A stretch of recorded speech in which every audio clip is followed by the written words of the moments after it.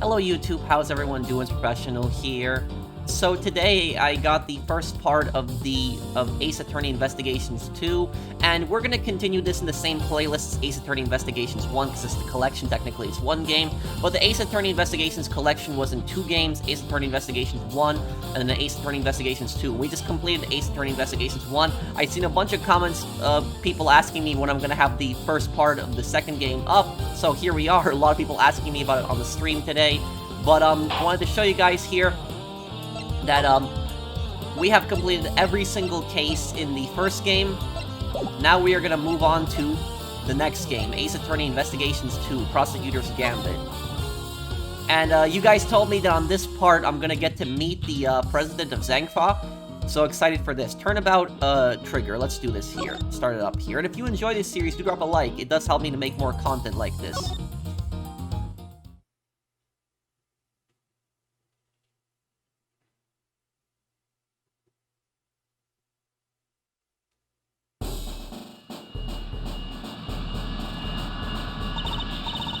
Here he comes. The presidential plane descends from the western skies, bringing a message of peace. It's making its final approach and lands right on the Gourd Lake.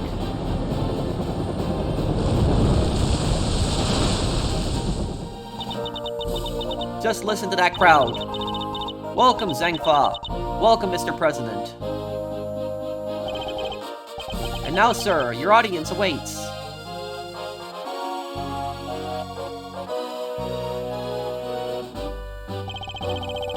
Honored friends and allies, I'm here today to deliver a message. The odious criminals that dog my beloved nation, thanks to the prosecutor's office of your great country.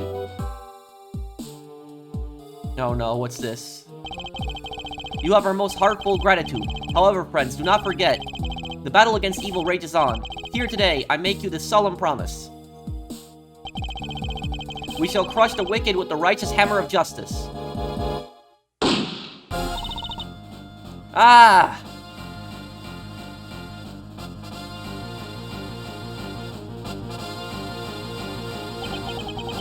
Call the prosecutor's office. Get Miles Edgeworth here right away. If anyone can solve this, he can.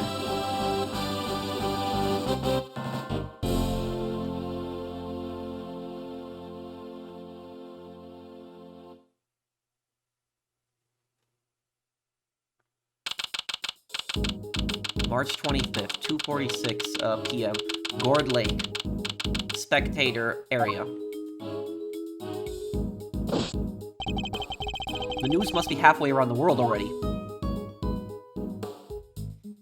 So remember, Edgeworth busted the smuggling ring that was bringing in counterfeit money to Zheng Fa, so that's why the Zheng Fa president was praising America so much.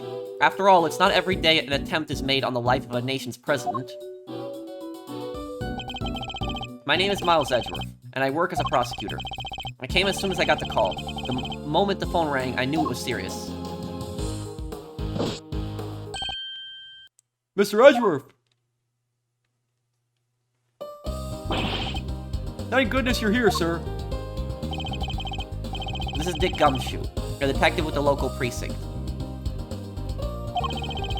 He's the one usually assigned to my cases. How is the president, detective? We still don't know, Mr. Edgeworth.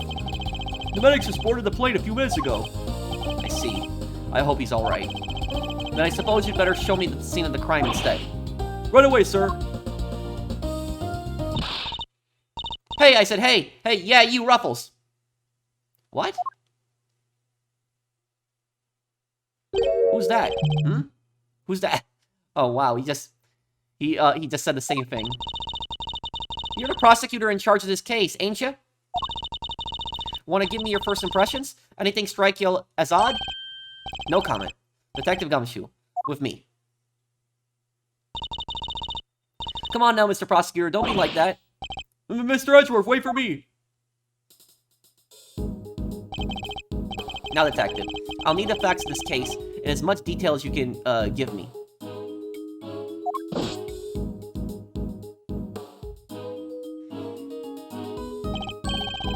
Well, the scene was right here at Gourd Lake, as you already know. A bunch of people were gathered to welcome the president of Zheng Fa. Di Jun Wang. Yes, I read about his decision. Di Jun Wang. Usually when you read their names quickly, it means something in the Ace Attorney series. Dijun Wong. I wonder if there's usually a pun for their names, so I don't know if I can figure it out on this one. President Zheng Fa to visit. It's been all over the news for days now. Special report about President Dijun Wong. It was raining until just before he landed. Luckily, let up and he went on stage as planned. And then smack dab in the middle of his speech, bang! A gun goes off and everybody runs for cover, terrified for their lives, apparently. Apparently? Truth is, I only just showed up myself. I don't know a whole lot more than you do, sir. You were summoned on short notice as well. Sure was. Right in the middle of my day off. I was at the office taking advantage of the peace and quiet to prepare for my next case. And then the boss himself calls you to the scene. Never a dull moment, huh, Mr. Edgeworth? The boss?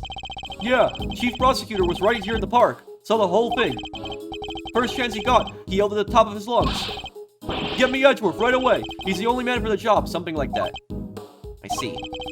Oh, they cordoned the perimeter of the park off as soon as it happened. You'll be happy to know.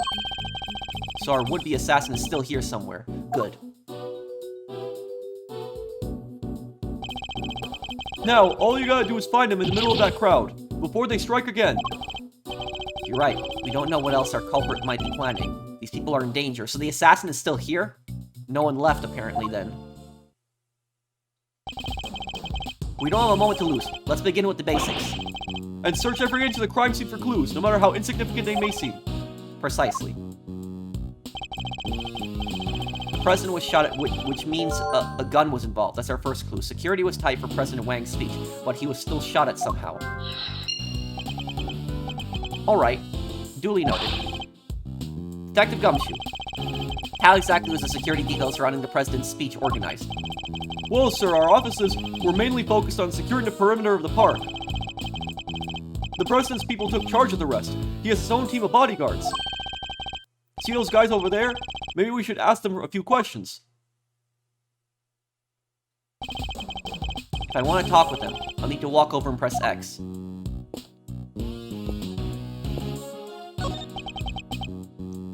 Can I help you? You're one of the president's bodyguards, correct? Could you tell me how his security detail was arranged during the speech? Two of our senior operatives were attached to the president. The rest secured the stage. This isn't our first rodeo. Anything suspicious in that crowd, and we would have spotted it right away.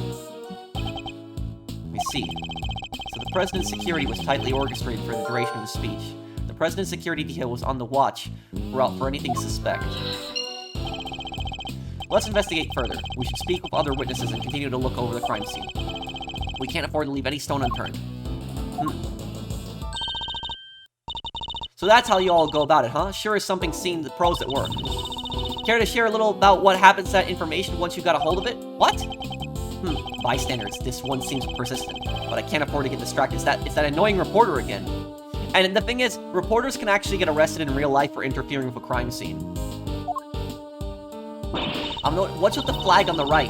Hey, Ruffles, I asked you a question, dang it. What happens next? Well, we put all the information together and try to find connections, right, sir? Detective! Aw, don't be so hard on the poor guy. So, connections, you say? And what next? Well, I guess you'd say we connect the dots. Connect one piece of information to another. It's Mr. Edgeworth's forte. He's a logic master.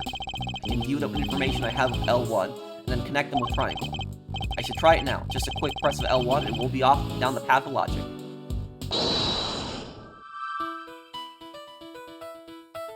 President was shot at. Security was tight for President Wang's speech, but he was still shot at somehow. Event security. The president's security team was on the watch for anything suspect.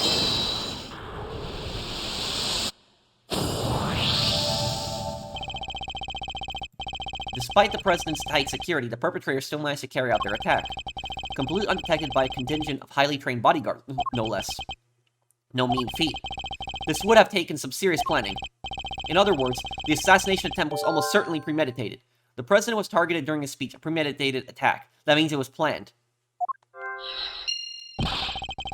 That's the stuff, Mr. Edgeworth. The old logic never fails, huh? Indeed.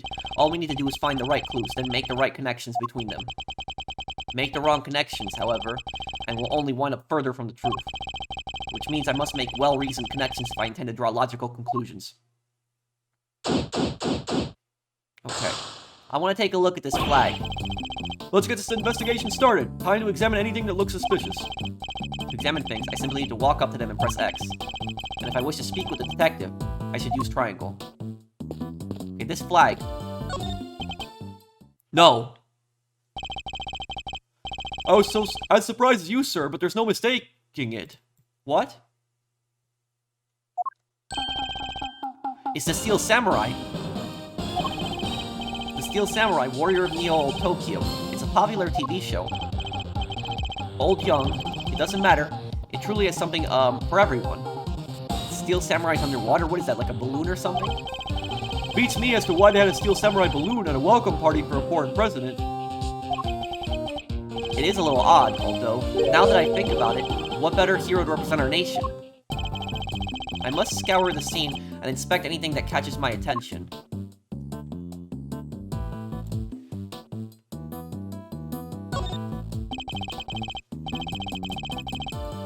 It's the flag of Zheng Fa. The key motive is a blazing red phoenix. Wait, what's this? Something matters, sir. You don't see, detective. There's something unusual about this flag. Yeah, the green thing. What is that? Compare it with the one at the other side of the stage, if you will. Oh, that's a beauty right there. Just look at it, flapping in the wind. It's immaculate. Exactly, which is how a flag should look. And yet, here we see a quite different picture. One thing in particular stands out, don't you think? Right, of course, is it, I give up. Come on, spill the beans. You can lead a horse to water. I'll just have to move the cursor to the problematic spot and highlight the difference with triangle. It's this thing here. What is this? Oh, that might have been a gunshot. Take that! Look closely. Do you see the hole? Whoa, look at that. You're right, sir. And note the burn marks around the edges. That's a bullet hole. There's no mistaking it. A bullet hole? So you're saying a bullet went through this flag? Located to the right of the stage, pierced by a bullet.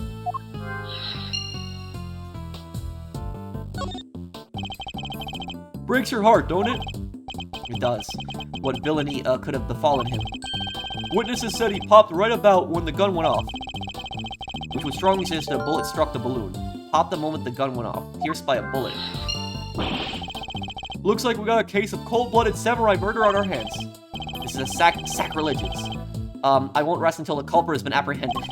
Edgeworth is a massive fan of the show, so he's pissed. Detective, we cannot let this vile assassin escape. We won't, sir. You can count on it.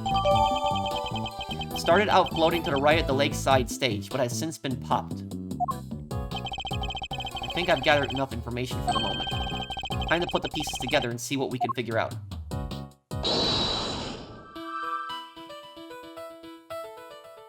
Popped the moment the gun went off, pierced by a bullet. Flag with bullet holes, located to the right of the stage, pierced by a bullet. Both of these went through each other, I think. Let's see if I'm right. Yep. There's a bullet hole in the flag, and it seems highly likely the balloon was popped by a bullet too. Which means the 2 shots were fired, right, sir?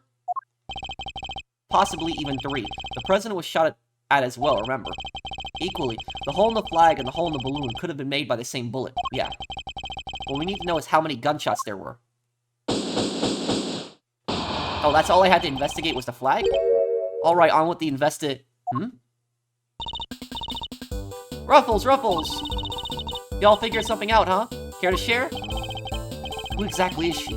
And why she keeps shouting at us? Rubber Necker, I guess. Seems pretty interested in the case. Come on, give me something here.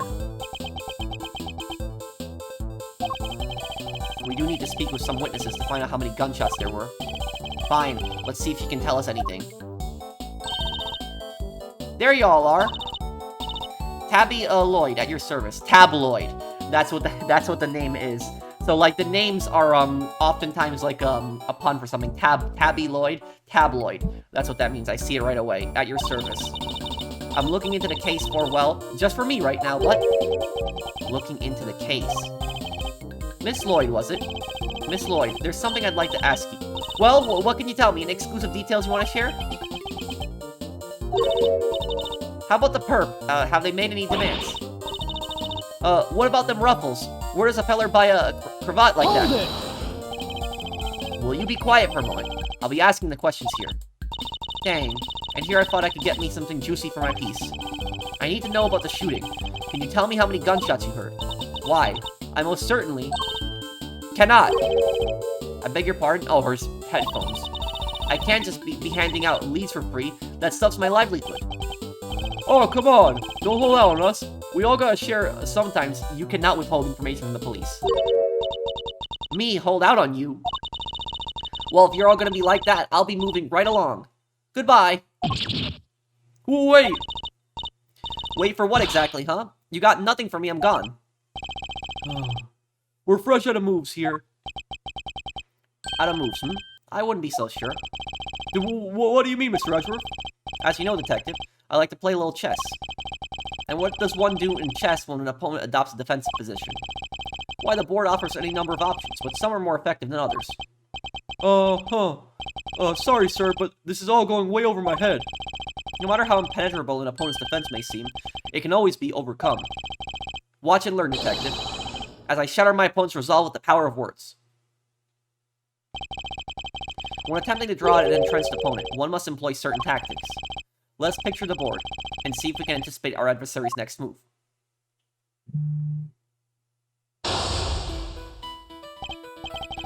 Now, we must analyze the state of play. Y'all ain't getting nothing out of me. Not until you give me something in return. My opponent's dug herself in deep. Her defenses won't be easily broken. But I can't afford to try her patience by taking too long to plot my next move. In other words, I must be conscious not just of my strategy, but also the passing of time.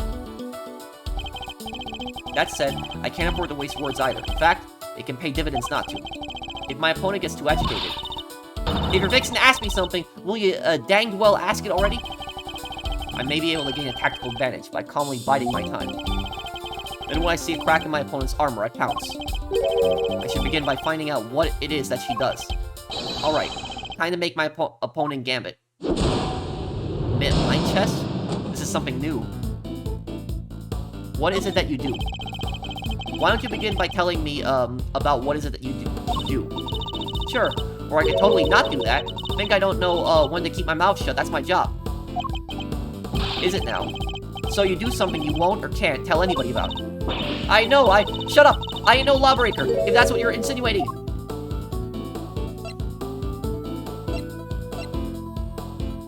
You're clearly hiding something. Don't you see? There's nowhere left to hide. I'm not rightly sure what you're getting at here, Ruffles. Curses. I should have picked my words more wisely. Okay, so I'm new to this. It's more effective to bide my time the more agitated or upset my opponent seems. And when they're vulnerable, that's the time to go on the verbal offensive. Okay. What is it that you do? Okay, we skip through this. We've seen this before.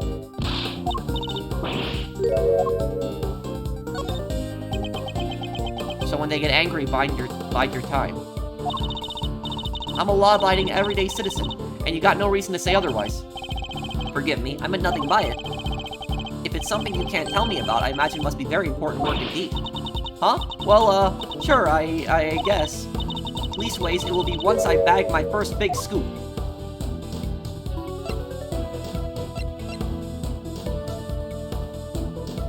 What was that about scoops? Heh. I see. It's a scoop you're after. So you're a journalist, is that correct? Dang. Well, what gave that away, that she was a journalist? Why does she have a bear trap on her back, too? You see that? That's a bear trap that she's carrying. Sure. Yeah, I'm your friendly neighborhood reporter. The hungriest cub on the beat. That's the mystery of what she does for a living solved. Perhaps our hungry young cub has gathered enough information vital to the case. Let's make that our next line of inquiry.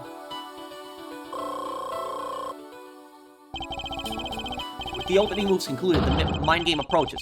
What else does she have to tell us? Where's the record of your reporting? Were you at the scene of the crime? Were you at the scene of the crime? At the time of the incident, were you present at the scene of the crime? Come on now, Ruffles. You ain't gonna give little old Tabby something first? Absolutely not. Then I ain't giving you nothing neither. You think I'm a sucker pink again? Bide your time.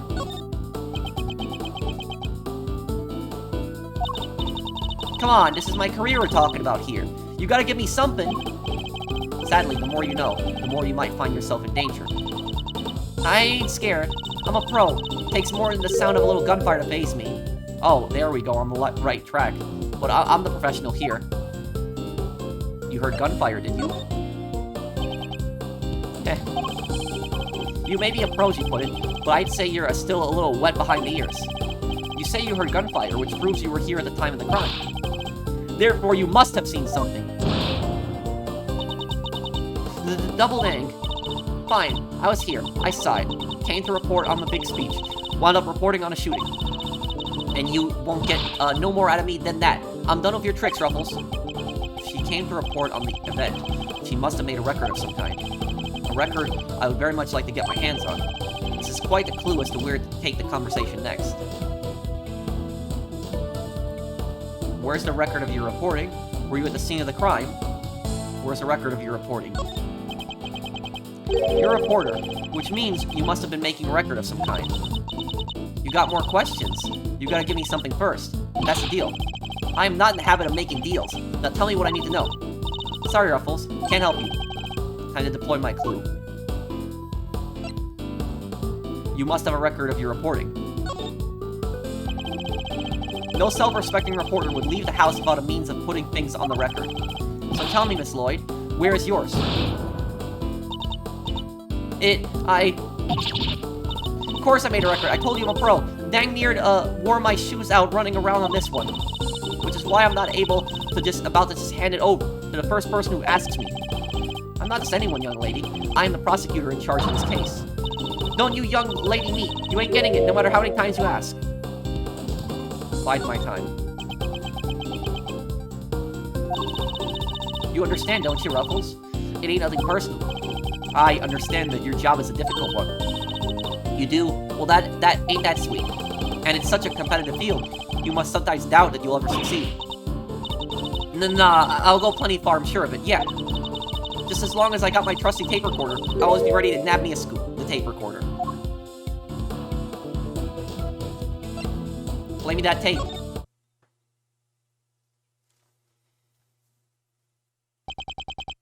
Intriguing. A young reporter hungry for success. So dedicated to her craft that to leave such an important event unrecorded would be unthinkable. And indeed, she did not. She committed the entire event to tape. Ah, dang it! This is my scoop you're messing with, my big break. Fine, sure. I recorded the whole darn thing. It's all right here. You got me, okay? Checkmate. So that's Mind Chess. That's the new minigame in Ace Attorney Investigations 2. You're something else, Ruffles. I was trying to be all strong and silent, but you had me swinging like a canary. So there, we see it. We see what Edgeworth's perspective is like in trials. He does mind chess a lot. Never mind that. Now play us a tape. This should finally tell us how many shots were fired. Fine, you can hear it, but I got conditions. You played me like a fiddle, Ruffles. Only the chief ever played me so good. So you gotta agree to be chief number 2, and be a mentor to a rising star, aka me, also known as me. Chief number 2, huh? Kinda like a second parent? That's a big responsibility, sir. And one more thing. I want exclusive reporting rights for the first 24 hours. Come on, you gotta say yes. What kind of mentor wouldn't give his star pupil the exclusive, huh? She's a difficult woman to refuse. I need to hear that recording. 24 hours is more than I can promise. But the story's yours until the case is solved. And the job of chief number 2? I think not. Gah, you're no fun. But I guess a girl can't have everything. All for the sake of the scoop, huh? Alright, you got yourself a deal. I got exclusive access starting right this second, Ruffles. Good. Then our first order of business is to listen to that tape.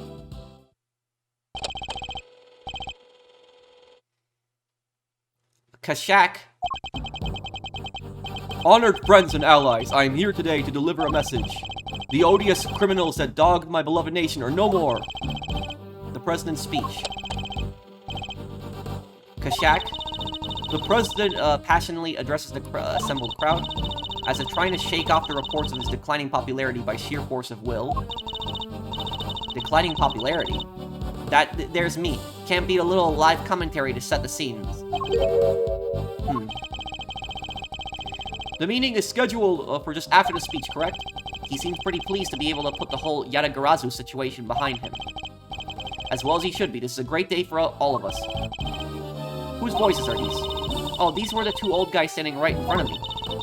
They were whispering away to each other the whole darn time. I know their voices from somewhere. Wait. The part where the gun goes off is right after this. Kashak? The president thrusts his fist into the air and his excitement reaches fever pitch. The battle against evil rages on. Here today, I make you this solemn promise. We shall crush the wicked with the righteous hammer of justice. 2 shots. What the... Ah! There's one thing I noticed. She said that the president's popularity was declining. And he gave this really big, passionate speech, and then right after that, he gets shot at. And he doesn't die, too. And the thing is, though, is that there is very tight security. So I wonder if the president is actually involved in this. Because if some assassin was planning this out, don't you think that he would have hit the president even more? And also, we saw a revolver, which means that he must have been closer. He must have been much closer. So the killer could have been on the stage, too. That's also a possibility. So the president could be involved in this. He could just fake an assassination attempt on himself just to get more popular. A recording of the president's speech. 2 gunshots can clearly be heard. Miss Lloyd's tape data shot it down in my organizer. So, 2 shots were fired. Yup, and that tells us something. Something very important indeed. It allows us to deduce the trajectory of one of our bullets. Of the 2 shots fired, 1 hit the president, which means the other must have passed through both the flag and the balloon in that order. Which, as you can see, allows us to deduce the position of our shooter. The only possible place from which a bullet could have been fired through the flag and into the balloon is...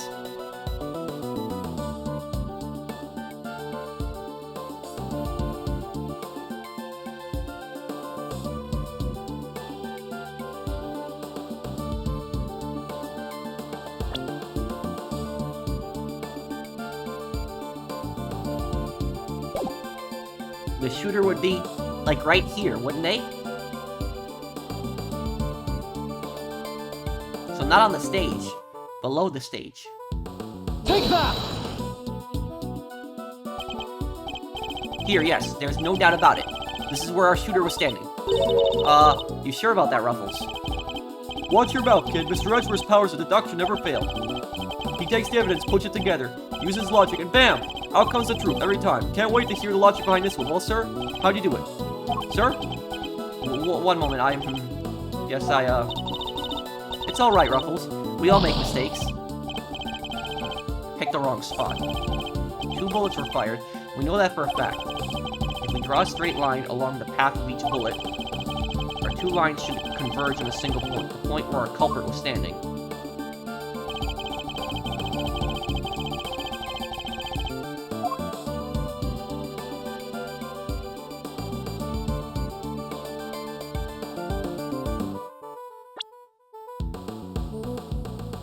Two bullets were fired, we know that for a fact. If we draw a straight line along the path of each bullet, the 2 lines should converge,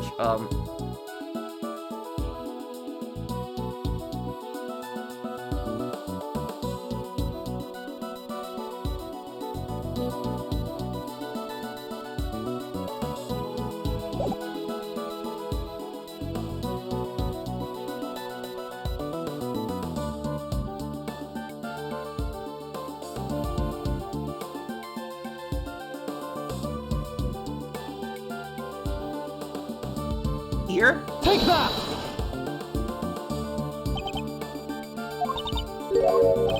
No, I'm getting...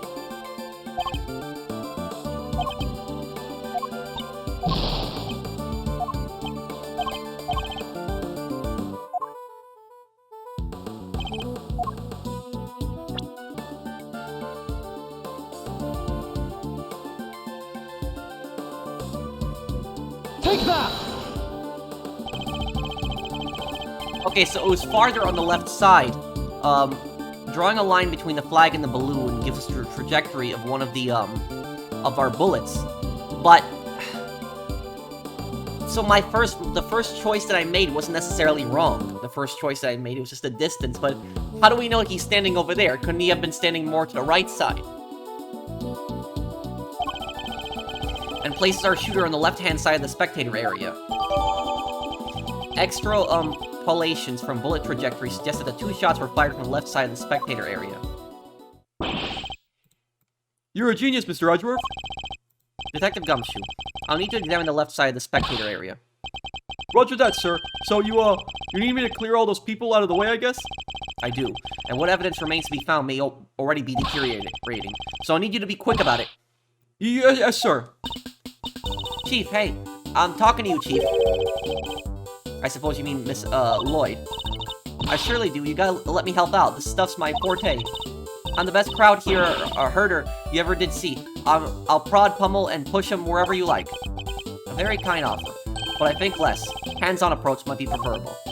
Also, about this chief business. I am nobody's chief. Whatever you say, Mr. Edgeworth, sir. Your wish is my command. I somehow doubt that.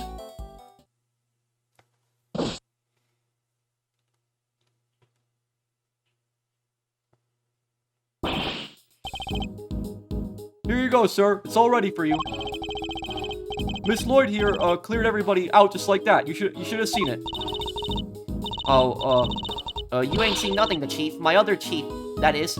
She sends him running twice as quick. Wait, is that Mr. Payne on the left side? Is that Payne? She sounds like quite a formidable character. Perhaps I should go easier on the poor girl. Thank you, but you really shouldn't have. All that running around.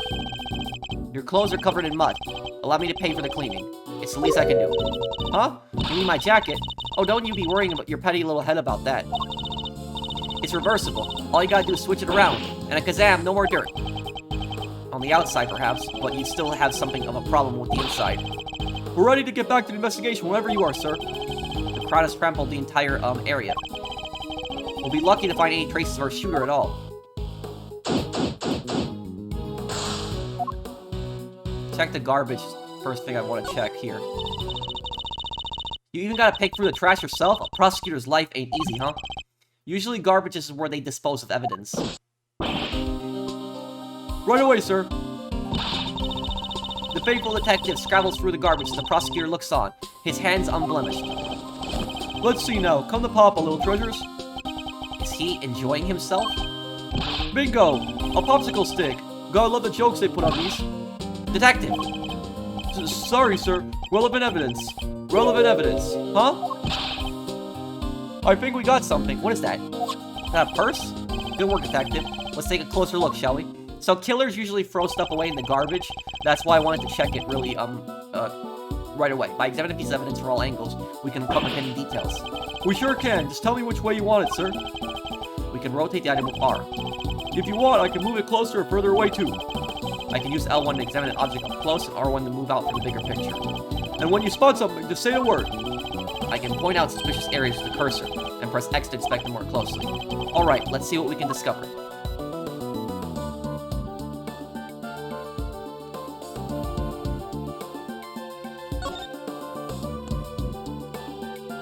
Oh, here we go, gun. There's a revolver in there. This is a document of some kind. Less cover for a lakeside, now. Eyes on this area. Rooker repositioned with, in light of Knight's injury. Knight to immediately escort President to plane in case of emergency. Say Frosty, we know who might be in the audience. Presidential security plan. What are we looking at here? Presidential security plan? It's a diagram of the president's security arrangements. It shows that the president's bodyguards were positioned, but how would the killer have this? So this leads me to my, or attempted murder, I should say. But this leads to my original theory that this is somebody that the president is involved in this. So literally, it could be one of his guards. How would the assassin have this information? It even has his people's names on it. Rook and Knight. So his bodyguards aren't natives of Zheng Fa. I heard he uses some private security firm. Why not employ people from his own country? I know why not. Y'all want to hear a little Tabby Lloyd exclusive? You really know something. Sure I do. I was over at the embassy not so long back sniffing out a story. While I'm in there, one of my sources tells me that the president's got more enemies than you got your hairs on your head. Including a bunch of bigwigs in the National Police Force. Interesting. So he's unable to trust his own domestic law enforcement. I wonder if one of these enemies could have been behind the attempt on his life. A diagram of the president's security arrangements, almost certainly classified. But what was it doing dumped there in the bag? You raise an interesting point. It's a document relating to a matter of national security. It would surely be highly classified. Huh? Hey, there's something else in here. Yeah, that. Is that a scope? Why, my... What's going... what's a gun doing in there? Sir, this bag. It's gotta belong to the... Yes, it could well have been disposed of by a would-be assassin. A revolver. It would have taken a lot of nerve to dump it here amid all the chaos. Found in a trash can, not easy to acquire in this country. Could this be the work of a professional?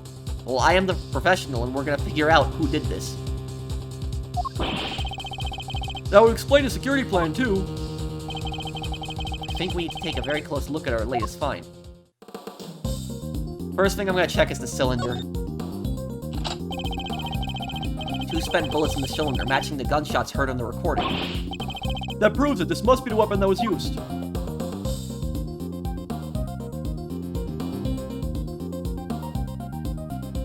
What's with the scope? Oh, it's not a scope, it's a red dot. This is a laser sight. But there's something that doesn't make sense to me. If he has a laser sight, why did he shoot the balloon tube? That makes no sense in the flag. It can be lined up with a target to make aiming a bit easier. If I press this here... Yup, definitely a red laser. The assassin have used a laser sight to target the president. Attached to a gun that was used in the attempt, shines a red laser. Found in the trash can on the left side of the spectator area. Fitted with a laser sight, 2 spent bullets. That bag was a real find, huh? Just goes to show, a bag in the hand is worth 2 in the trash. Nice work, detective. Now, there's something else I'd like to ask of you if you don't mind. I need you to take the bag and the gun to forensics and see if they can find any prints. On it, sir. A good set of fingerprints could really help this investigation along. Got the results for you, sir. What? No. No. You don't find results that quickly. That was quick. You bet it was. Told the text it was ultra super high priority. But, they came up empty. And they checked everywhere? Inside and outside, top to bottom, sir. They even took the bullets out of the gun and dusted them. I should have known it wouldn't be that easy.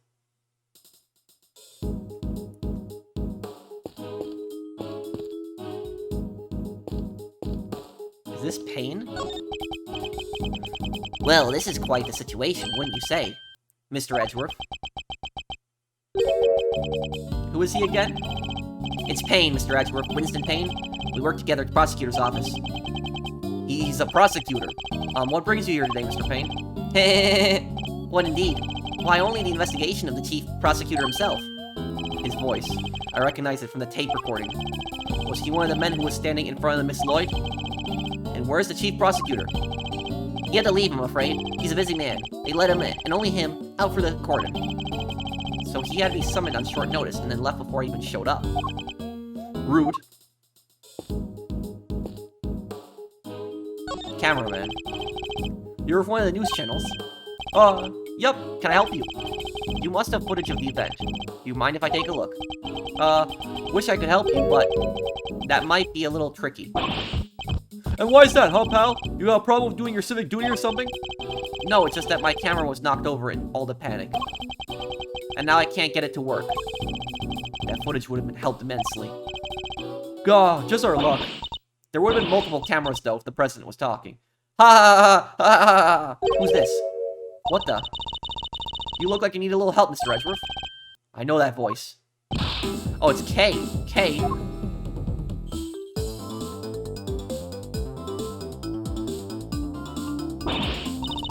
Honestly, I'd leave you alone for 2 seconds, but don't worry, your hero's here to save the day. That's right, they wanted the only, Kay Faraday. Hero? Only you would give yourself a title like that. So you're not a great thief anymore? Not right now, but it's not like I quit. I'm just on sabbatical. I'm taking time out for some intensive training. Being the second Yatagarasu doesn't come easy. Kay helped me out on a few occasions about 2 weeks ago when I was working a case. The case of the Yatagarasu, mysterious thief who seemed to appear and disappear at will, and who claimed only to steal the truth. She called herself the second Yatagarasu, the successor to the so-called Great Thief. There's not a lock I can't open or a trap I can't escape. And when it comes to stealing, well, I'm still in training, but I'll get there soon enough. What are you doing here, Kay? What do you think I'm doing? I've been enjoying the festivities, of course. I suppose she did mention being fond of such things. And afterwards, I was thinking of dropping by your office to see you guys, but now I don't have to. Good to see you, kiddo. You're as bright and breezy as ever. Hey, Gummy, how you been? You're looking pretty full of beans yourself. It's okay. Are you really here to save the day? Yup, huh? Prepare for your jaw to hit the floor. Your best pal in the world here only went and took pictures of the whole shebang. Did you now? Then you better show them to me. Wow, your jaw didn't even drop an inch. What's a girl gotta do to impress you, huh? I know, right? Mr. Prosecutor here's about as much fun as a danged toothache. Won't even let me call him Chief. Ah, but I'm forgetting my manners. Tabby Lloyd, Ace Reporter, your service. Nice to meet you, Tabby. You're right, he's no fun at all. This one time You two can chat later. Okay, can I see those pictures? Boo, fine. Here.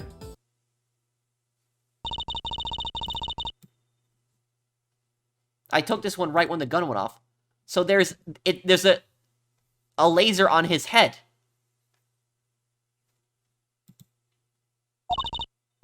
It was total chaos, people running everywhere. The president has 2 bodyguards. Names of the security plan were Knight and Rook, I think. What's that? Thank you indeed, Kay. I think you've provided us with a vital clue. How? Your eyes just lit up like a pair of danged Christmas trees. Well, Mr. Edgeworth, care to tell us the readers what you've spotted? Contradiction. Huh? A what now? I don't see nothing strange. Allow me to show you. This picture shows the moment of the incident, but another piece of evidence shows something different.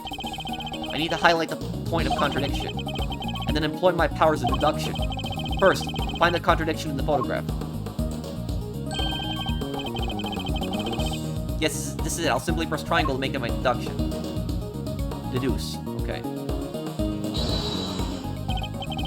Now, to present evidence that proves that the contradiction. Bullet trajectory. Extrapolations from bullet trajectory suggest that the 2 shots were fired from the left side of the spectator area. Eureka! There's clearly a contradiction here. If you say so, sir. I can't see anything myself. You don't see it. It's something so obvious. That's a contradiction in itself. Mr. Edgeworth, you know if you made a mistake, you can just tell me, don't you? I thought it was the trajectory of the bullet because the laser sight is on his forehead, which would mean that the killer would be from the front, but maybe that laser sight is at an angle.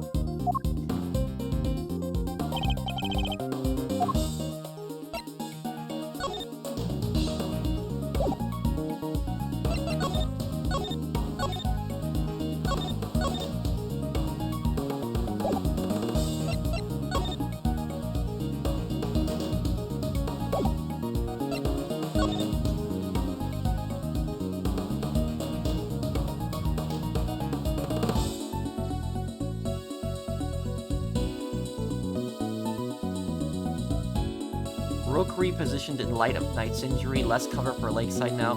Eyes in this area. Knight to immediately escort President to the plane in case of...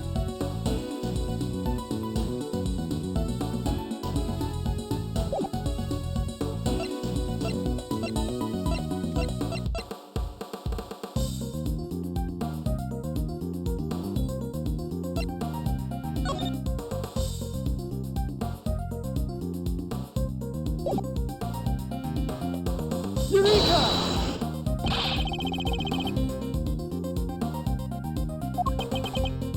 If you say so, sir. You don't see it as something so obvious. That's a contradiction itself.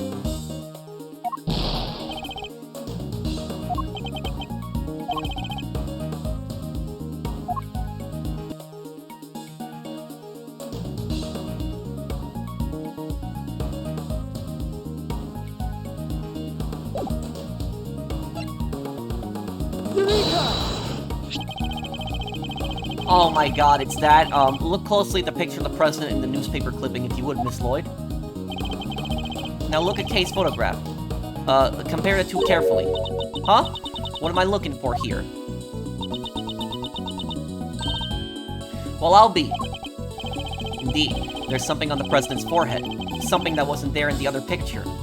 But that's it? It's the...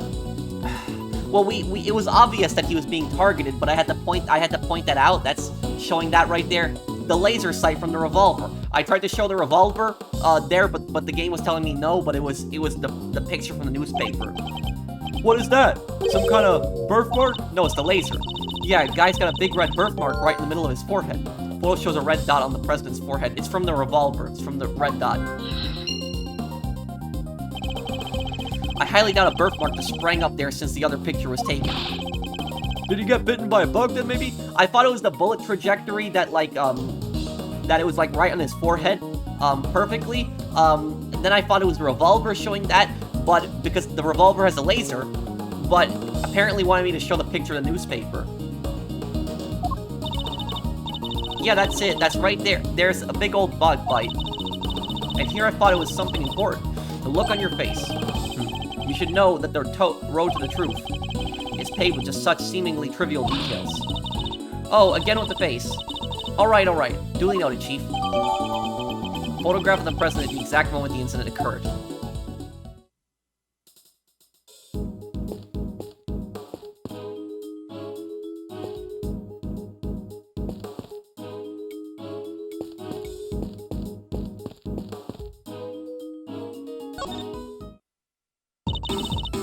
Hey, Mr. Edgeworth.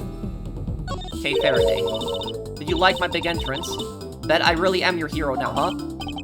Well, your evidence, helped things along, certainly. Hey, I'm the second guy to Grouser, remember? All in a day's work. Kinda wish I could have showed you how far I really come with the whole great thief thing, though. The training you mentioned. About that. Don't worry, I haven't stolen anything yet, I promise. Great thief. So the whole great thief thing, just on hold, for now anyway. That's a relief, I suppose. Yeah, I wanted to get out there and start stealing back the truth like my dad. But I've still got ways to go with my training. And I need to find some, partners in crime. I hope she means that figuratively. I can't be the only girl in the world looking to pull off the most daring heist ever attempted. True, but not many people are looking to pull off a career in larceny either, I'd wager. About the incident. Yep, no doubt about it. If you compare the pic I took to the newspaper clipping, the red birthmark stands out like a sore thumb. That's a contradiction, alright? Indeed, though I very much doubt it's due to a birthmark suddenly appearing. Oh, that reminds me. I might have to steal that line of yours. The road to the truth is paved with seemingly trivial thefts. Funny, I don't remember that being the exact sequence of words I used. Why just rub a house when you can rearrange the furniture too? You may call it rearranging, but I call it irretrievably corrupting.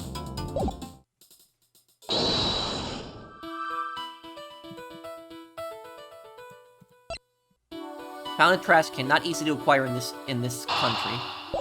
Oh wait, hang on. Laser sight. Attached to a gun that was used in the attempt, shines a red laser. Red birthmark. Photo shows a red dot on the president's forehead during the attack. Yeah, this is definitely linked. I've solved the mystery of the red birthmark. Really? So it wasn't a bug bite? No, what we're dealing with isn't something that would itch for a day and then disappear. It is, in fact, the beam of a laser sight. Then our killer was aiming to shoot the president square in the forehead. And shortly after this picture was taken, a second shot rang out. Yeah, that's gotta do more than itch. Indeed, I fear the president may be in even more danger than we thought. And that the gun we found was the weapon used in the crime. Found a trash can on the left side of the spectator area, fitted with a laser sight, 2 spent bullets used in the attempt. Why would the perp use a laser sight, though? He's right. You'd stand out like a crazy using something like that. Pew pew pew. It's not like you can just go around shooting lasers all over the place. No. And anyone who saw it could trace it right back to the shooter. Seems like a pretty bad idea all around. Oh, I almost forgot. I took a couple more pictures. Maybe the laser sights in one of them. It's a long shot, but it's worth a look at least. Alright, Kay. Let's see those other pictures. Yes, sir. Right away, sir. Let's see. First up, here's one I took just before everything started going south. It might be more useful to use, it might be more useful to us if half the frame wasn't taken up with your face. Can you blame me for wanting to get a selfie with the president? Lucky for you, this was right before the gun went off. And this one I showed you before is from just after the first shot was fired. Look at his face, he's like surprised. He knows that I think he knows he's about to be shot. The second shot, this came just seconds after this, or it was after the second shot. Then there's... What's this? I can hardly see anything. I got knocked over when everyone started running away right after that last picture. Guess I must have pressed the shutter by accident. Not sure this one's gonna be much use, kid. And that's all of them. 3 photographs taken before, during, and after the shooting. Time to take a closer look. Let's examine the picture from before the shooting. Is there any hint of the laser sight in this picture? Oh yeah, it is! I see it right here. Take that! There, I see it. What is it, sir? Look closely at the person with the red hood. Whoa, there it is. Indeed, that's our laser sight right there. So that's our perp. The one in the red hood must be... The shooter, yes. We found him, and all thanks to yours truly. Indeed, you led us right to the greatest treasure of all, Miss Great Thief of Truth. Hehe. You may have captured our would-be assassin in one of your other pictures, too. Let's take another look.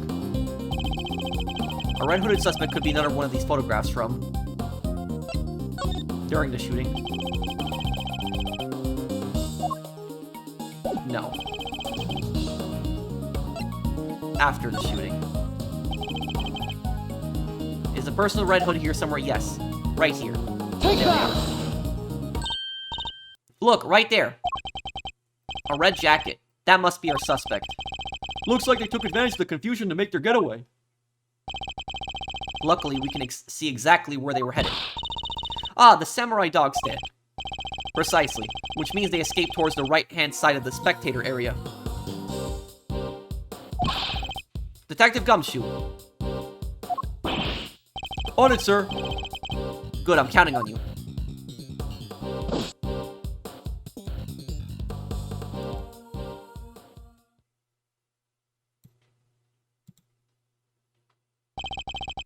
We have you now, my little Red Riding Hood. That's the killer. Or the attempted killer. The entire park is cordoned off, and we know which way you went. Now it's simply a matter of hunting you down.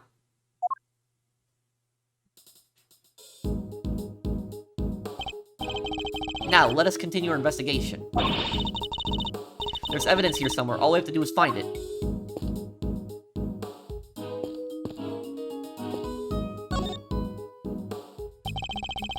I must scour the scene and inspect anything that catches my attention. What's this? What's this? He said the same thing as me. A red button. Hey, do you think... Seems it was torn off something, found near the samurai dog stand. And I think I found the jacket, too. Could have been dropped by a red-hooded suspect. Yes, it certainly seems likely. What's this? What is this? There's something red down there. Detective Gumshoe, can you see what that is under the stand, please? There's something down here, all right. Let's see. A red raincoat. This must be the one the suspect was wearing. They must have taken it off and hidden it under there before they made their escape. Seemingly discarded by the person in red hood, found under the samurai dog stand.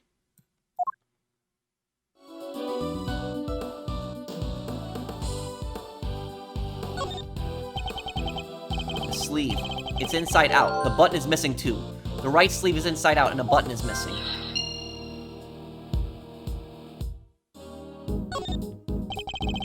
It's a flimsy looking food stand made of plywood and it sells samurai dogs. Hey, Mr. Edgeworth, I've got 150 if you know. You're not actually suggesting I subsidize you eating on the job. Oh, no, I didn't mean to. That is, maybe when we're done. Fine. When we have finished investigating, you can have one. And only one, understood? Sorry, sir, I never should've. Wait, did you say I could have one? Yes. Why is something the matter? No, it's just... I wasn't expecting you to. Thanks, sir. No, all Gumshoe eats is noodles, so he's excited to eat a hot dog.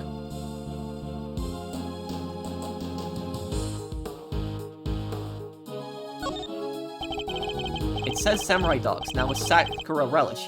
Just in time for spring. Sakura, huh? What does that taste like? Well, Sakura's cherry blossom, so I guess maybe cherries? Well, blossoms are blossoms and cherries are cherries, sir. They're totally different things. But you're right, I suppose. So what does Sakura really taste like? There's a kind of a mystery.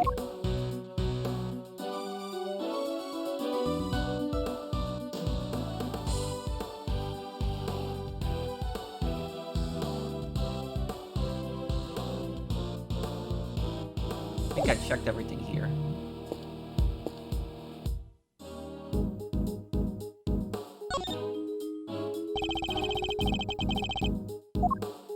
I don't believe there's any more to be found. Okay.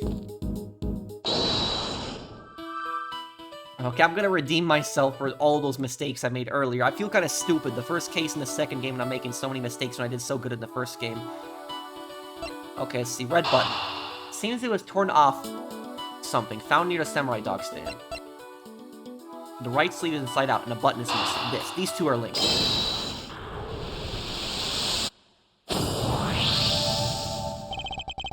The button we found seems to have come from this raincoat.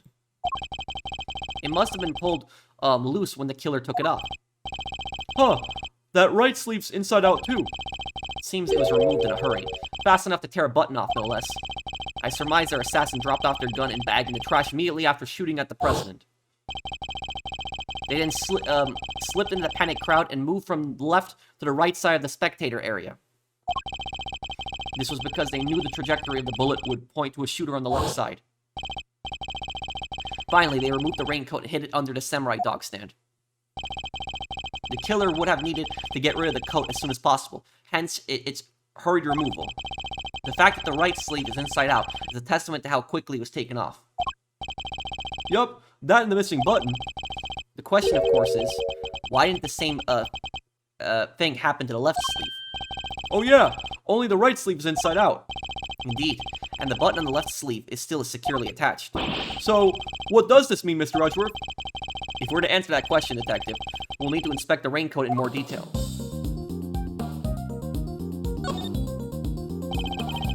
Let's take a closer look at the inside of the raincoat. Detective Gumshoe. Yes, sir. What, is that blood? This is a blood stain. What? How? How? And considering where it's located, I'd say the blood belongs to our would-be assassin. So we're looking for someone with an injury. Not just any injury, Detective. An injury on their left arm. Huh? How do we know that? It's simple. The right sleeve is inside out, suggesting that the suspect removed the raincoat in a hurry. Conversely, the left sleeve just as we would expect it to be. Therefore, the suspect's left arm was never in the sleeve in the first place. And once we understand that, everything else falls into place. Now, Detective, there's a blood stain on the left side of the lining of the raincoat because the suspect's arm was too injured to fit through the sleeve. Precisely. Or at least we can say that there is a good probability that that was the case.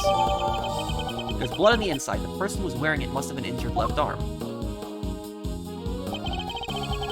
The pieces are starting to fall into place.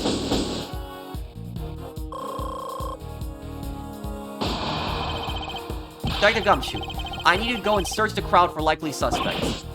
Yes, sir. Suspicious characters with injured left arms. Coming right up. You're even smarter than you look, Ruffles. Taking all them itty-bitty pieces and putting them together like that. You'll have your man in no time. That's Mr. Edgeworth for you. The park is still cordoned off, so our would-be assassin should be in that crowd somewhere. Don't let me down, Detective Gumshoe.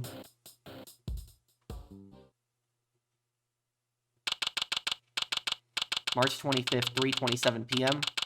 Gourd Lake. Spectator area. Wait a second.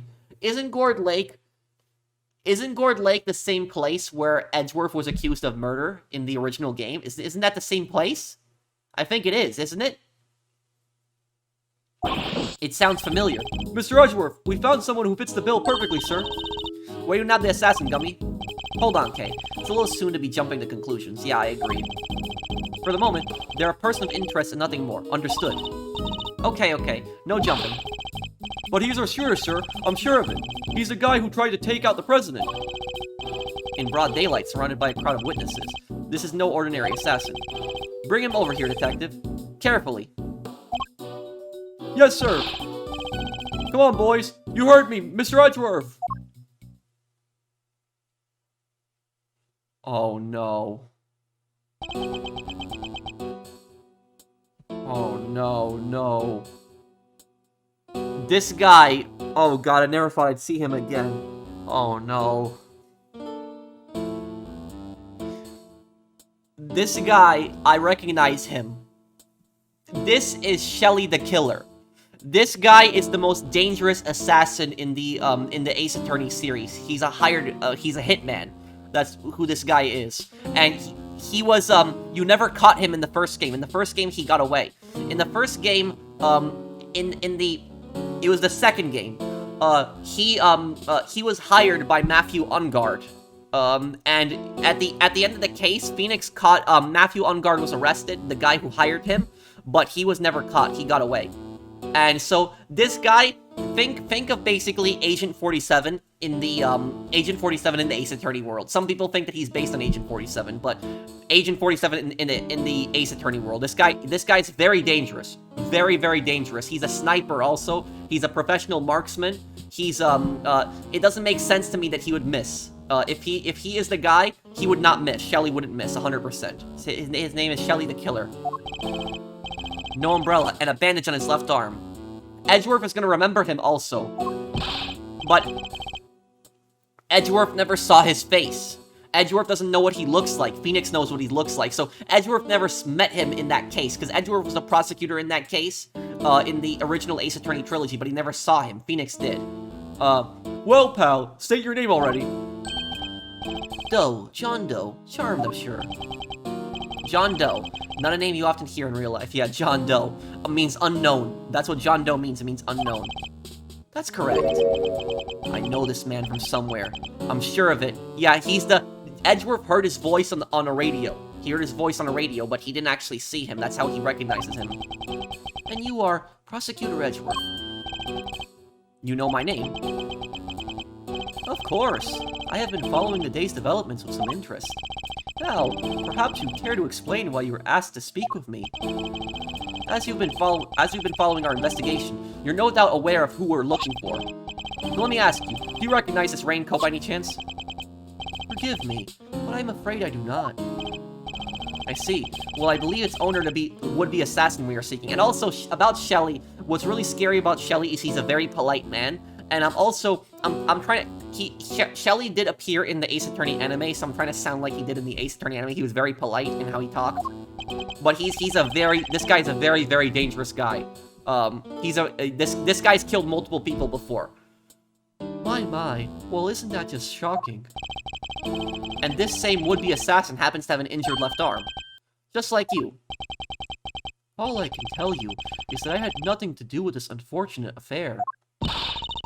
The two adversaries stare each other down, their eyes like deadly lasers. Care to tell the readers what happens next? A showdown, that's what. A battle of wits. A battle of words. Dare let him explain any further what he thinks this upcoming battle will entail? Sure, let the man blather on. In a battle of wits, you never know if or when the other guy might be lying or just plain mistaken. But if you spot an inconsistency in a statement of theirs, you gotta present the evidence that proves it. And to do that, I'll need to first open my organizer with R1 and then press triangle to present my evidence. And what if there ain't no inconsistencies to find? Then you change tack, press for more information, and see what you can shake loose. Indeed, I can press my opponent's L1. Why don't you just show us how it's done, Mr. Edgeworth? Stepping up the bat, our nation's top prosecutor. Once I'm able to quietly gather my thoughts, yes. But here's the thing about Shelley, is Shelley is a very calm man. He's very emotionless, but he has a massive temper. If triggered, he can get really, really, really angry. He got so angry in the original game that he threatened to kill Matthew Ungard when he found out that he betrayed him. He was basically saying the horrible things he was going to do to him. I can understand why whoever wore the raincoat would be of interest to you. But you have no proof this person is injured as you claim. My left arm may be injured, but I can still use my right. When it started raining, I simply opened my umbrella. No raincoat required. So you contend that you were not wearing a raincoat. Is that correct? It is. And is that so strange? Not everyone wears one after all. I happen to prefer an umbrella. Team Raincoat over here. They're perfect for when a girl really needs one. Needs to move. Heck, I don't use neither. Come rain, sleet, snow, or shine, it's my trusty parka every time. Not exactly the line of inquiry I was hoping to pursue. So you see, I am not your would-be killer. And I'm not in the habit of making baseless accusations, Mr. Doe. Please, I am just a simple ice cream cell, oh my. See that?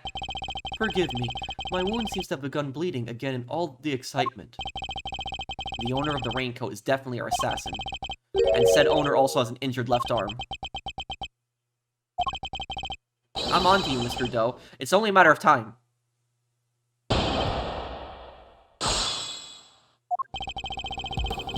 I can understand why whoever wore the raincoat would be of interest to you. Hold it! So you admit that whoever wore the raincoat is a person of interest? I know they are. I was able to follow most of your investigation from the spectator area. One never thinks one could get caught up in such an awful thing as an assassination. But you have no proof that this person is injured as you claim. Hold it! So you'd like to see some proof that the owner of the raincoat has an injury? I would certainly expect such a renowned prosecutor to have some. I still don't understand how you know who I am. Come on, Mr. Edgeworth. You're famous. He's probably read about you in the newspaper. No, he's talked to Edgeworth before. He knows him. He talked to Edgeworth on the radio.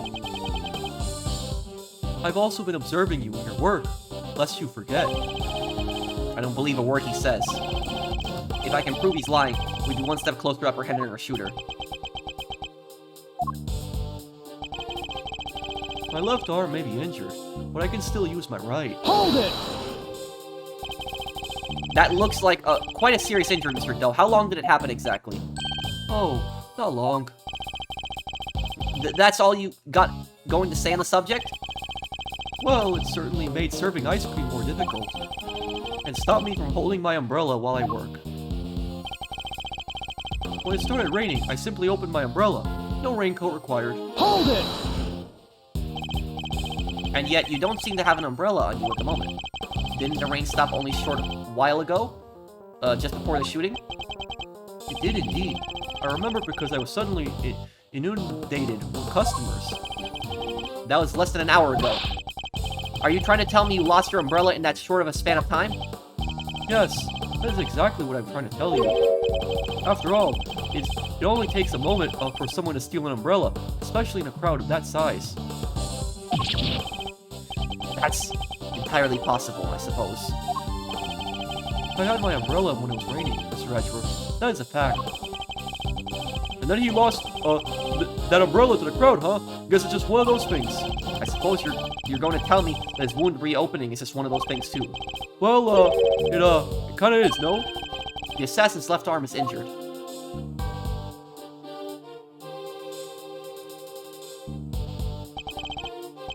As is Mr. Doe's. Why it's even bleeding as we speak. You're right! That is pretty suspicious.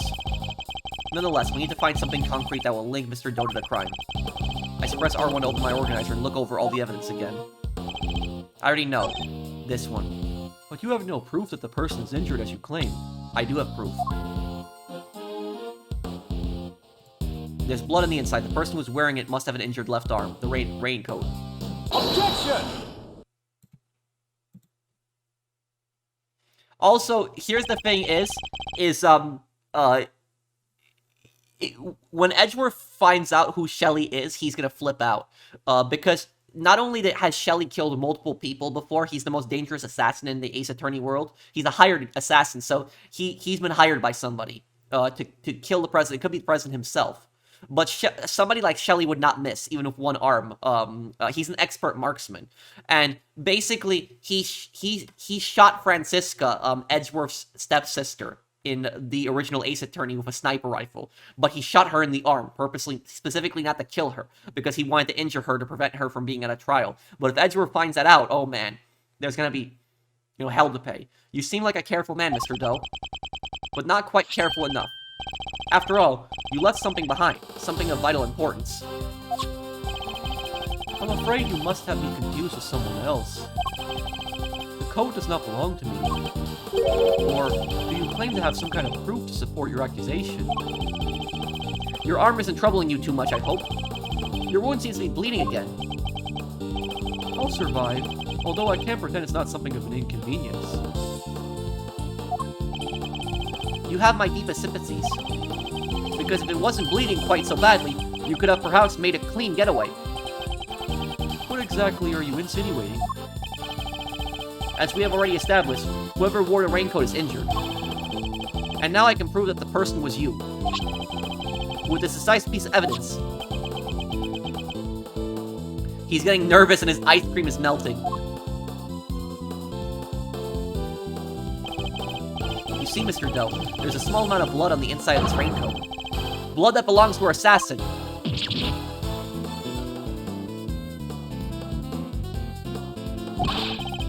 Attempted murder of a foreign leader? Causing a diplomatic incident? They'll throw the book at you! You can give us the silent treatment all you like.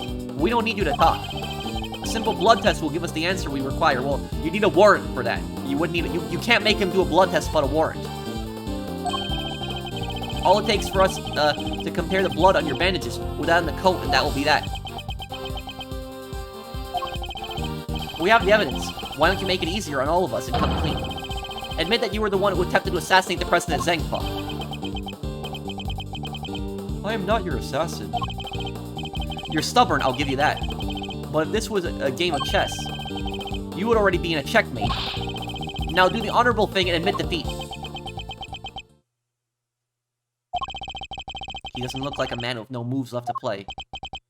Very well. You have me. I'll admit it. I was wearing the raincoat. He confessed! Say the word, and I'll slap the cuffs on him right away. The reason I'm talking like that, by the way, because that's what how Shelley talks. But I did not shoot at the president. What? Mr. Edgeworth. The only thing you have proven is that I was wearing a particular raincoat. And as far as I am aware, that is not a crime. Doe's deposition part 2. I am no assassin. I am a simple ice cream seller. One who happened to be wearing a red raincoat while watching the president speak. I was as surprised as anyone when his bodyguard sprang into action and the shots rang out. That's when the spectators panicked and started running and screaming for their lives. Now, are you finally satisfied that I'm telling the truth? As if. Your story stinks. You don't scare me. The evidence is on our side, you know? Look, it's right there, plain as day. The assassin. And they're wearing a red raincoat. Intriguing, but that is not me. Oh, come on. Tell me, Mr. Edgeworth. Do you really think I was the only one in the entire park wearing a red raincoat today? I do, actually. But then why? Why does he seem so sure of himself?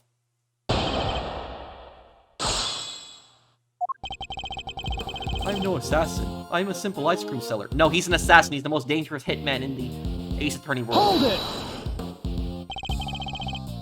A simple ice cream seller, but a knowledgeable one, I assume. On the subject of ice cream, at least. But of course, Ask me anything you wish. I don't know the first thing about ice cream. You know what the, most important thing about making ice cream is, of course? Mr. Edgeworth. Why, the most important thing about making ice cream is to approach it with a virtuous heart. And what does virtue have to do with anything?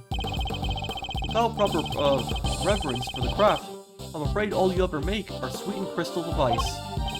There, I hope that you now see. I'm nothing more than an ice cream seller. One who happened to be wearing a red raincoat while watching the president speak. Hold it! Why a raincoat? Why were you not using an umbrella? That's so strange. It was a rainy morning. Most people were wearing a jacket of some kind. Well, I'd say it's a pretty strange choice, considering you couldn't get one of your arms into it. Better that I have one of my hands occupied by an umbrella. I had ice cream to serve after all. Then why go to such lengths to avoid testifying to that effect in the first place? Forgive me. I simply hadn't remembered until now.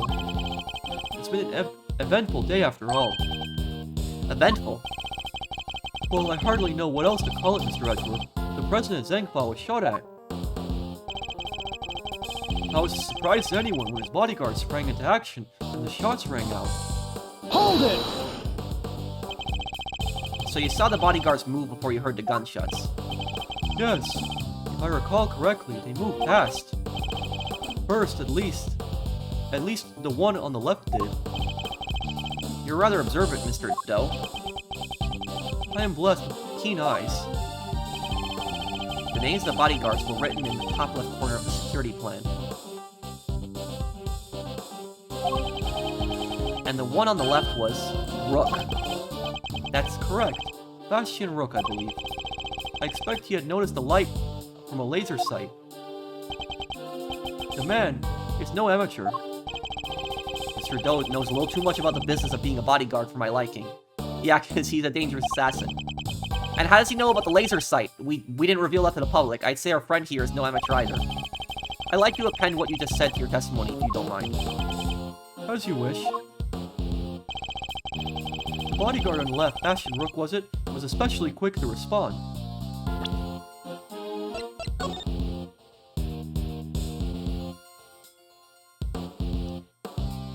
Let's cover for Lakeside Road eyes in this area. Rook.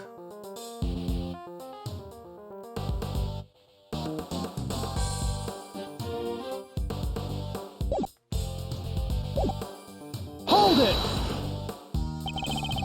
The bodyguard on the left was the first to move. By the smallest fraction, yes. He reacted admirably, swiftly.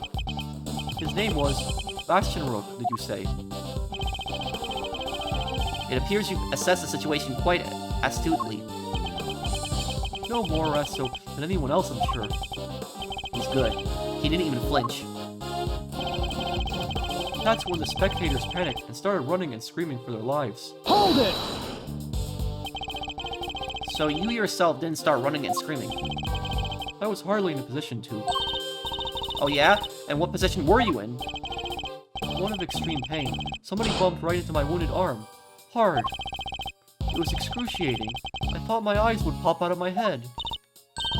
Yeah, well, they clearly didn't. Of course they didn't, okay? In any event, the shooter was wearing a red raincoat. We have photographic proof of that. And yet, Mr. John Doe here swears it wasn't him. The guy's lying through his teeth, I tell you.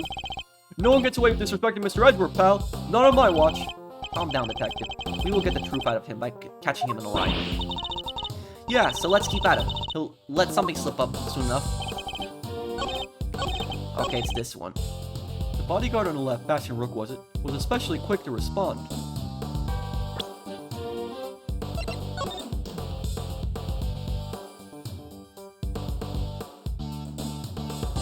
Knight to immediately escort the president to plane in case of emergency. Stay frosty. We know who might be in the audience. But it was Rook instead who acted quickly, not Knight.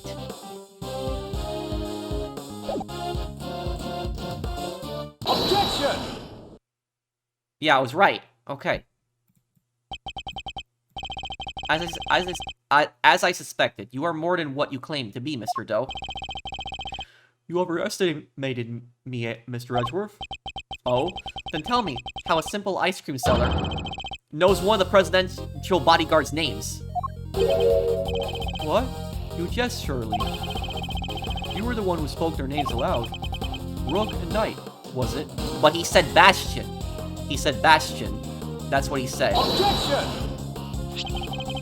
We only know those names thanks to the security plan. But look closely. Only their surnames appear. Yet we all clearly heard you say the name Bastion Rook. How did you come to possess such information? Information we ourselves didn't have. Seems pretty darn suspicious to me. Well, how did you know? Explain yourself.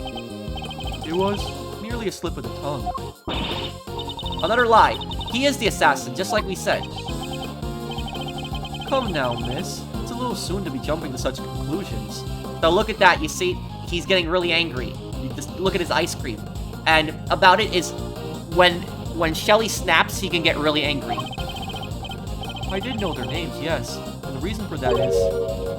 Well? I know Mr. Rook. He and I are acquainted. What? We have something of a connection. And his is a name I could never forget. You think we're stupid, pal? Stop lying! I am not lying. I am as I've always been, a simple ice cream seller. No. And an acquaintance of Bastion Rook, yes. Objection! And I suppose Mr. Rook will confirm that. It should be easy enough for him to remember his good friend, the slippery ice cream seller, correct? Please, you are more than welcome to ask him, although I think that might be difficult right now. I would imagine he's rather busy ensuring the president's safety. But suppose you are able to speak with him, and he does deny that he and I are acquainted. How will that help you prove I was the shooter? Objection! If you weren't the shooter, why take off your raincoat? Because it was no longer raining. In fact, it had grown quite warm. Far better to let my wound breathe, no? Or would you rather I had let it fester? Grr. Is he actually going to worm his way out of this?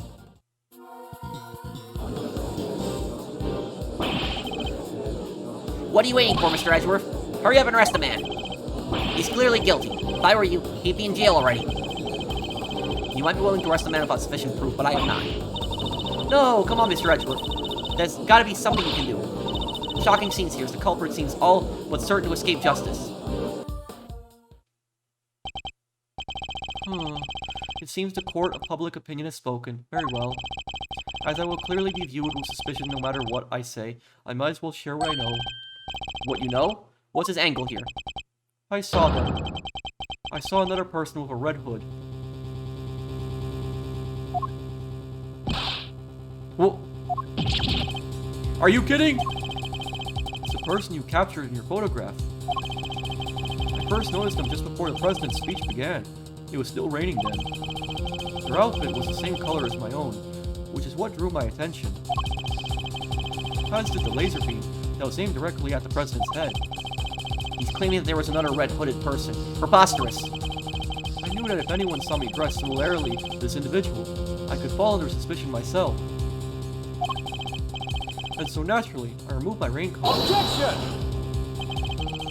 So not only did you see the assassin, but they were wearing exactly the same thing as you? How very convenient.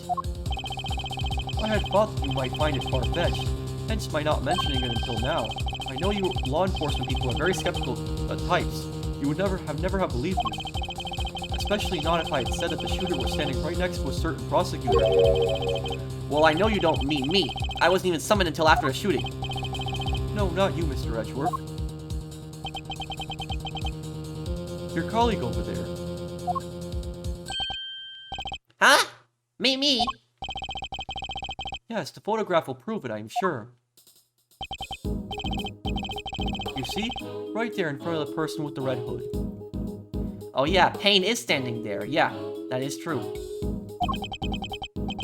That's me, yes, but I what exactly are you saying? What's his endgame here?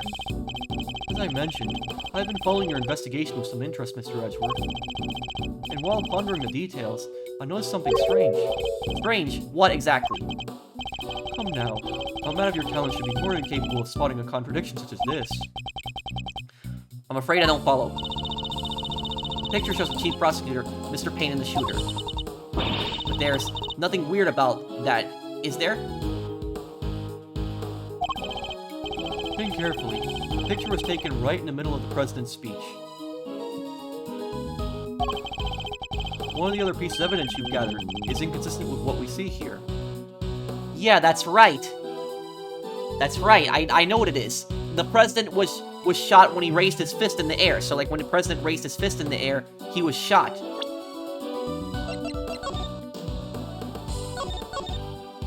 The president throws his fist in the air as the excitement reached fever. We shall crush the wicked with the righteous hammer, just bang, bang. Yeah. But then there's a laser sight there. Were there two shooters?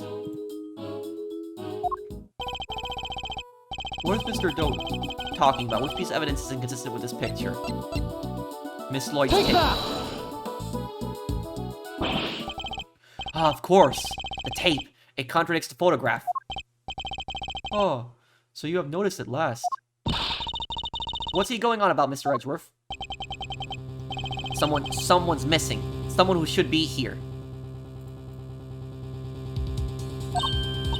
Huh? Well, who? Who indeed?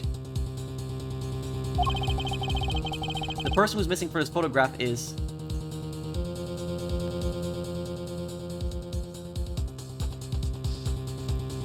missing from the photograph. An ice cream seller who's currently my prosecutor. He certainly ticks all the right boxes. Who's missing? A journalist who attended the president's speech holding to snap up a scoop. Wait a second, wait.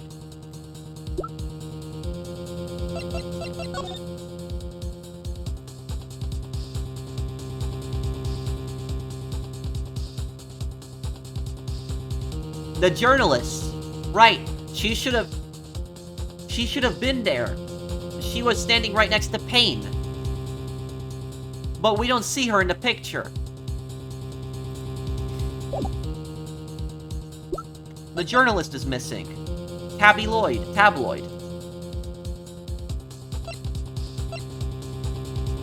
Take that!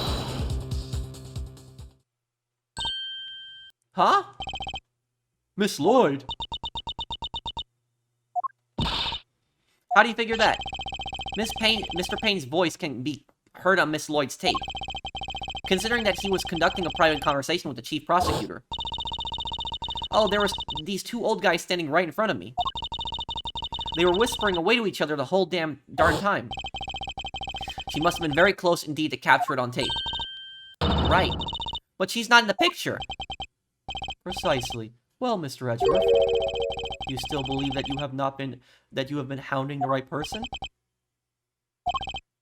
Miss Lloyd, would you mind answering a few questions? Whoa, y'all fixing to put me under the microscope now? Alright, sure, knock yourselves out. I got nothing to hide. Yeah, she's got some explaining to do right now. Where was she in the photo? It ain't like I was standing still the whole time. No, I was running all over, roving reporter style, and that was a big old crowd.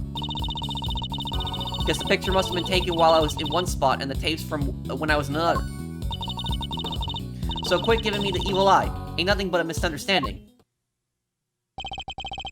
There's no doubt about the voices on the tape. That was Mr. Payne and the chief prosecutor, I'm certain of it. Tabby wouldn't lie to us, I know she wouldn't. But if she did, that would mean... that she's our perp! Will you quit messing with me? As if I could have done a thing like that, little old me. I might be inclined to believe you, if your testimony didn't contain a glaring inconsistency. It does? I thought it was pretty good. Seems I have no choice but to present her with the evidence and expose the contradiction.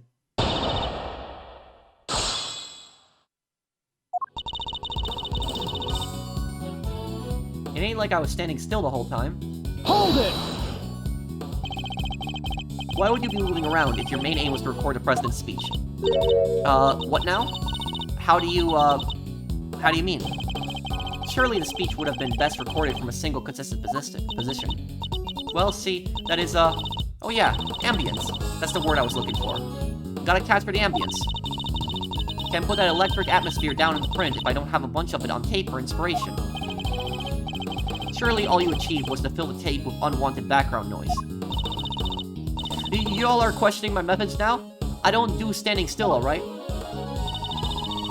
Nah, I was running all over, roving reporter style, and that was a big old crowd. Hold it! You were running all over. Where exactly? Here, there, and everywhere, I guess. What, y'all don't know what all over means? You think I remember exactly where I was? And when the crowd, like that, what do y'all want from me? I'd like you to at least tell us whether you were to the left or the right of the stage. Left. Yeah, left, I think. The suspect in the picture was on the left-hand side, too. Coincidence. Guess the picture must have been taken while I was in one spot and taped from when I was in the other. Hold it! So the fact that you are not in the picture is to be expected. Is that what you're trying to tell us? It surely is. I caught your pals, the prosecutor, on tape while I was in one part of the crowd. And then the picture was snapped when I was in someplace else. Look at it that way, and it all makes perfect sense. Your assertion, then, is that the picture and your recording were taken at different points in the speech. Yup, timing's everything. You learn that soon enough in this line of work. So if I can prove that the two things did happen at the same time, her entire defense will come tumbling down. So quit giving me the evil eye, ain't nothing but a misunderstanding. Evil eye? Are you suggesting that I might be attempting to intimidate a witness? No, I'm just suggesting that you lighten up a little. Frown that way for too long, and it'll stick. Ain't nothing so bad that a little smile can't make better, which, wouldn't you say, Ruffles? I'm investigating the shooting of a president, Miss Lloyd. A smile is highly unlikely to help with that. So proclaimed the prosecutor, all the while beaming from ear to ear. Paragraph ends. Perhaps what I ought to do is deploy my even eviler evil eye on her next time. I just can't get a read on her. But I don't feel like she's hiding anything super bad either. I agree that she doesn't seem to be ill-intentioned, but who knows if that means something much worse is lying just underneath. Regardless, we must put aside her immediate impressions. Her actions are on the record, and I have proof that contradicts her testimony. It ain't like I was standing still the whole time. Now I was running all over, reporter style, and that was a big old crowd. Guess the picture must have been taken while I was in one spot and the tapes from when I was in another.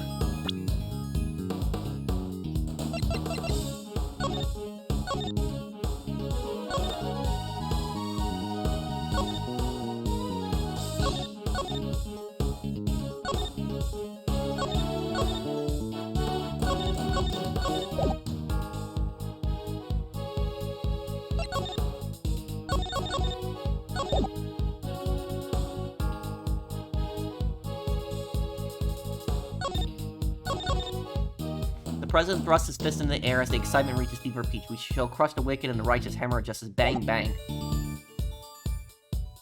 Objection! The tape, yeah. He was raising, in the picture, he was raising his fist in the air. And that's when he was shot. Miss Lloyd, it's imperative for a reporter not to lie, wouldn't you say? You're dang right it is, and I don't lie. And yet, the photograph and the recording were definitely taken at the same time. What? You can't prove that. Oh, but I can. The evidence is right here in these pictures. This one in particular shows something that lines up precisely with when you were making your recording. What part of the picture indicates that it must have been taken at the same time as Miss Lloyd's recording? Take that! The fist in the air. See that the president has his fist raised, yeah. And? What about it? Would you be so kind as to play us a tape again? Nah. It ain't that simple. What if I were to tell you that you don't have a choice?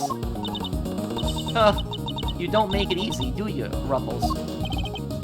Remember, we are concerned with the moment the president raised his fist. No criminal organization, no matter how big, is above the law. The president thrusts his fist in the air as the excitement reaches fever pitch. There! That's the moment right there. Correct. We're now confirmed when it occurred in the recording. Which means Tabby should be in the picture too. And she is right there for all to see. For Miss Lloyd is in fact the person with the red hood. What? So you're our shooter, huh? No, I don't even own a jacket like that. That's right. For everything we know, the owner of the red raincoat is... John Doe. We have already proven that the raincoat belongs to Mr. Doe. You, Miss Lloyd, were wearing something else. Something that also happened to have a red hood. So there are two people with red hoods all along? Indeed. Mr. Doe's last statement was true. Wait, but we only found one raincoat. Where's the other one? Our ice cream seller never mentioned a raincoat, only a red hood. So tell us about your jacket again, Miss Lloyd. Huh? This old thing? Well, the best thing about it, I said, is you get mud on such... Oh, you can flip it up. You can flip it out, over and out.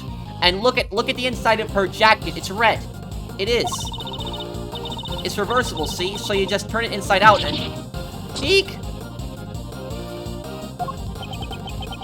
Just as I thought. The inside of her hood, it's red. That's right. And when the incident occurred, that's the side of the hood that was visible. What's going on here? Were you really up too hot, pal? Well, wait. I never even wore it that way around. Perhaps if you would allow us to examine it, we could confirm that for ourselves. And y'all gonna confirm that? How exactly? It was raining right up until the president's speech, correct?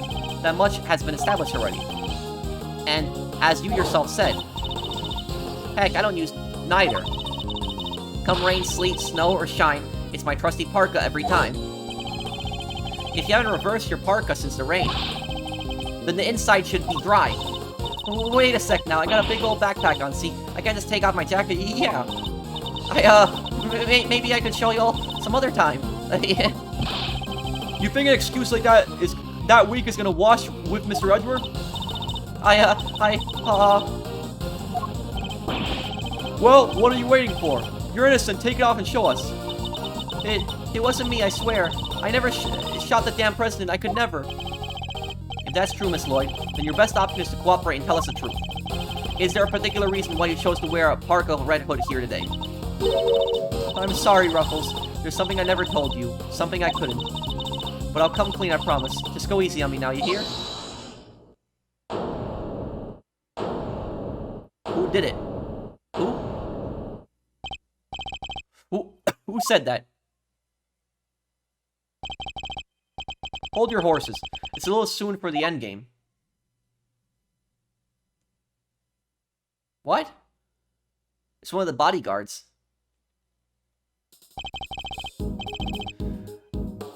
That goes for you too, Mr. Prosecutor. You lost this one the moment you made your opening move. That's one of the men from Kay's photograph. Guess I better introduce myself. Look at his revolver. He's got some skills there. The name's Bronco Knight. I'm the president's personal bodyguard. And second in command of his security detail. Eek. Point that thing somewhere else, pal. What the heck's wrong with you? Sorry, can't help myself. It's just too much fun being this good. You're not a member of law enforcement, so how did you get a gun?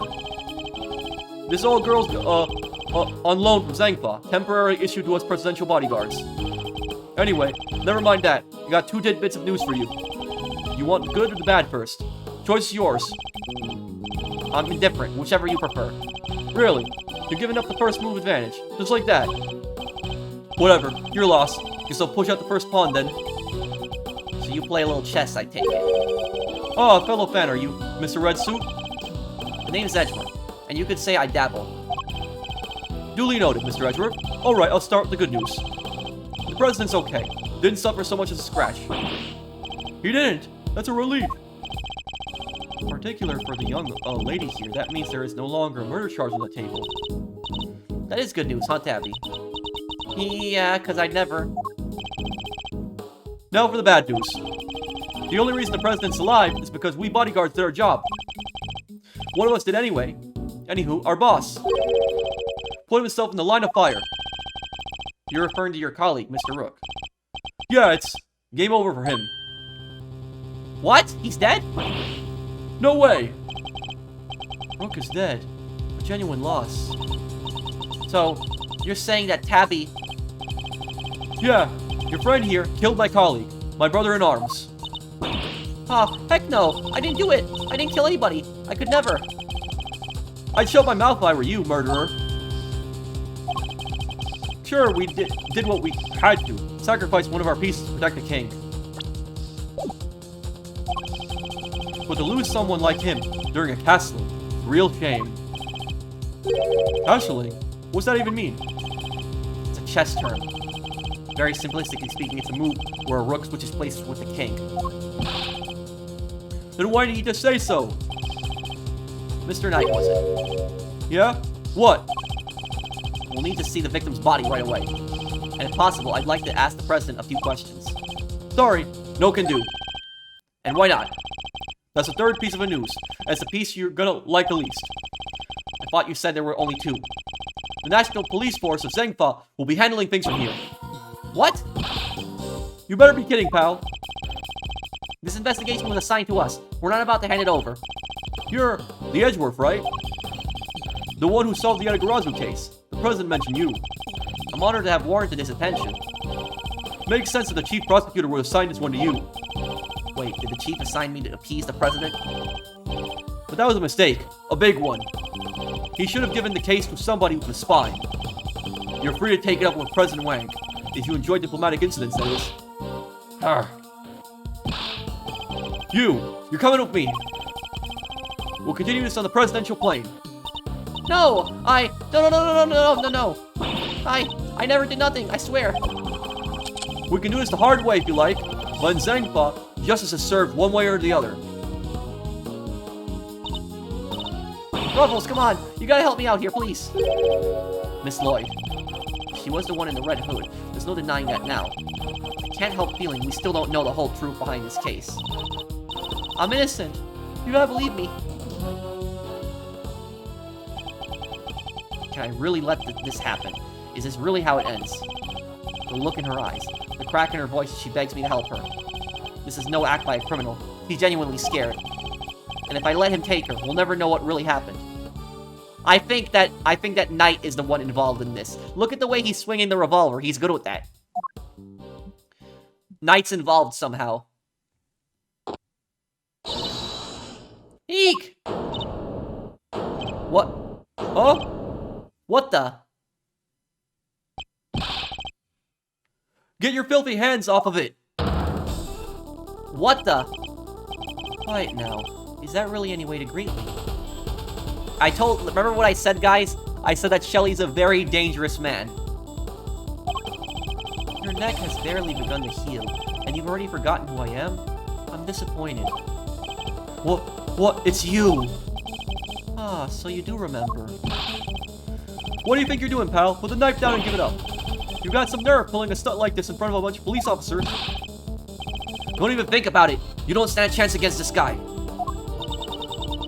Who are you really, Mr. Doe? Let's just say I'm no simple ice cream seller. The guy's a pro, a hitman. His name's Shelly the Killer. See? The Killer. There's not a legal professional in the country who doesn't know that name. An assassin capable of taking down any target, any place, any time. This isn't the first time our paths have crossed. It's been too long, Mr. Edgeworth. But of course, this is the first time we've met face to face. You're the assassin we've been looking for? In a sense, yes. A certain someone did indeed hire me to carry out a contract. And that contract did indeed specify that I was to assassinate President Wang. I swear I've seen his picture in one of my old files before, but... how could I have been so careless? My bandits provide it useful for bringing a knife into the park undetected. But I miscalculated in a certain other regards. He didn't bring a gun. Now, shall we play a little game, Mr. Knight? I know how fond you are of such diversions. The stakes must be high in order for it to be fun, of course. Shall we wager, say, your life? What do you want from me?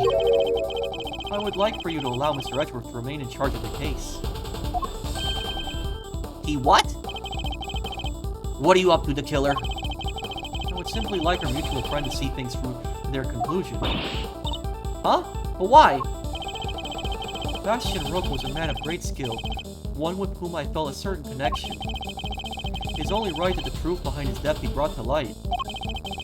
With Mr. Rook's departure, the case is now yours to investigate, is it not, Mr. Knight? I'm simply asking you to transfer that authority to Mr. Edgeworth. It's not something worth losing your life over, surely.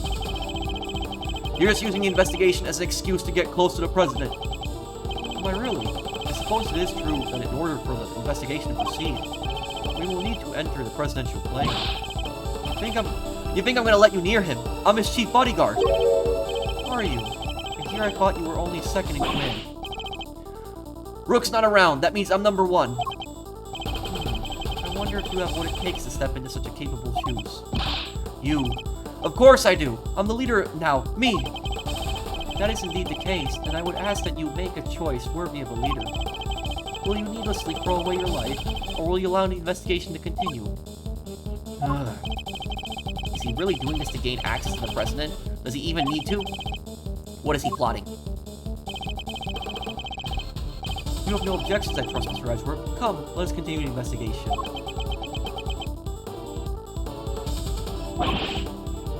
What do we do, sir? It would seem we have little choice but to do as we're told. That said, listen, detective, and listen well. I'll buy us some time as I investigate. Meanwhile, you gather the other officers. Have them surround the plane, and make absolutely certain there is no way he can escape.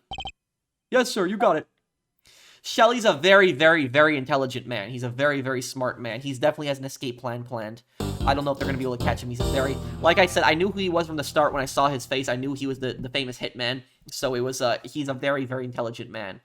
But I guess we will continue off from here. I like this case a lot for the first one in the game. But thank you guys for watching. I hope that you guys enjoyed this part. Next part for you guys as soon as I can. Thank you for watching. Take care, everyone. Have a wonderful day, guys.